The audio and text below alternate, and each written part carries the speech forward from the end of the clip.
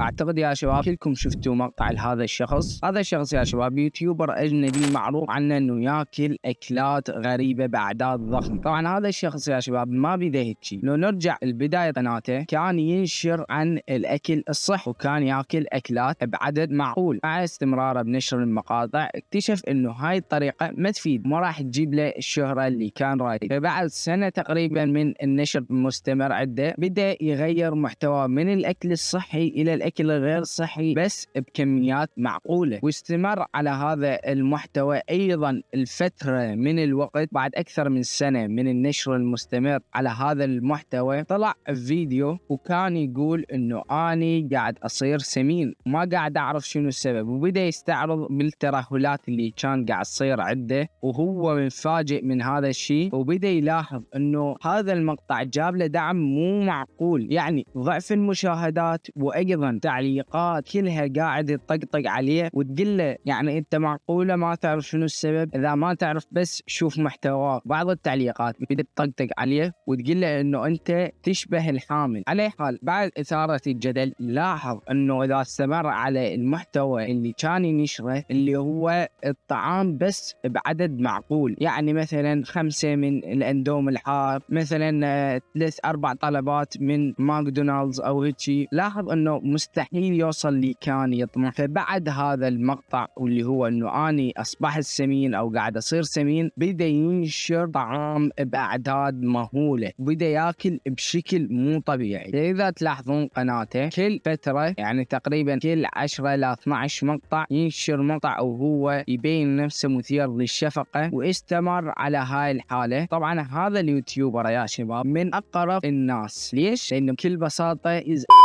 هذا اليوتيوبر هذا لازم نشفرها على مود ما نبلع سترايك. فكل بساطة هذا الشخص مقرف مقرف مقرف حرفيا، يعني أقدر أراويكم أحد الصور المصغرة وراح أغوشها، لكن بكل بساطة هيك ينشر مقاطع. على حال بعد تقريبا 7 سنوات من النشر المستمر وبعد تقريبا فوق 5 سنوات من نشر مقاطع الأكل بأعداد هائلة، طلع قبل 3 أيام وهو حرفيا غير شخص. راح أخليكم وين المقطع.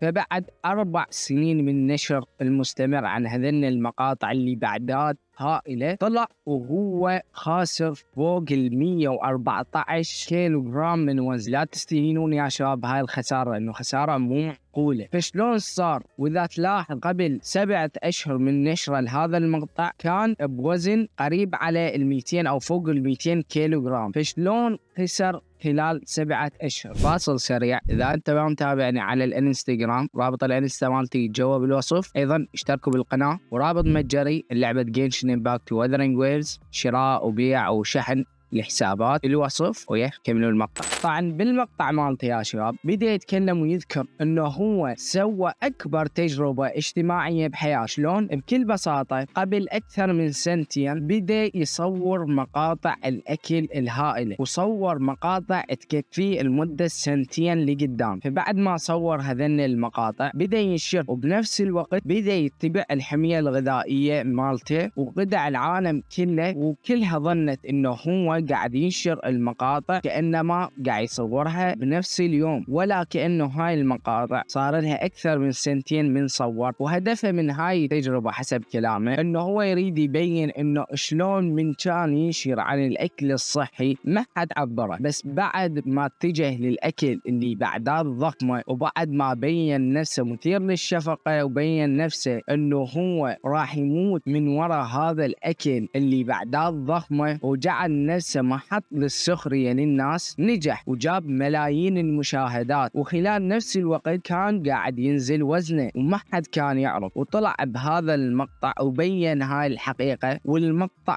فجر السوشيال ميديا حرفيا، لانه جاب باقل من 3 ايام فوق 30 مليون مشاهد، وكلها قاعد تقول انه هذا المقطع راح يكون تاريخي لليوتيوب. ليش؟ لانه صدم كل الناس اللي متابع وما حد صدق هذا التغير. والفيديو صدر ترند على اغلبيه دول العالم، حتى عندنا بالعراق الفيديو صدر الترند ال 19 على العراق، واغلبيه دول العربيه ايضا صدر عندها ترند. والصراحه التغير المفاجئ بالتعليقات يبين لك انه الناس ما تهتم بشخصيتك بقد ما تهتم بافعالك بالاشياء اللي راح تخليك محط للسخريه او محط للاعجاب. على حال اردت اتكلم عن هذا اليوتيوبر وشلون قصته، واغلبيه اليوتيوبر العرب يكرهونه بكل بساطه لانه حرفيا انسان مقرف. اما بالنسبه للطريقه اللي نزل وزنه من خلالها، صراحه انا ما تابعت المقطع الاخير وما مهتم بالمقطع مالته وما مهتم به كشخص، لكن اعتقد انه الطريقه هي صيام الماء. الطريقه مشهوره عالميا انه الانسان يصوم الاسبوع كامل ويعيش بس على الماء، واعتقد اكو وايد يوتيوبر جربوا هاي الطريقه يقدرون يبحثون عنها، لكن الطريقه هاي خطره ولازم ارشاد طبي ويعني متابعه مستمرة،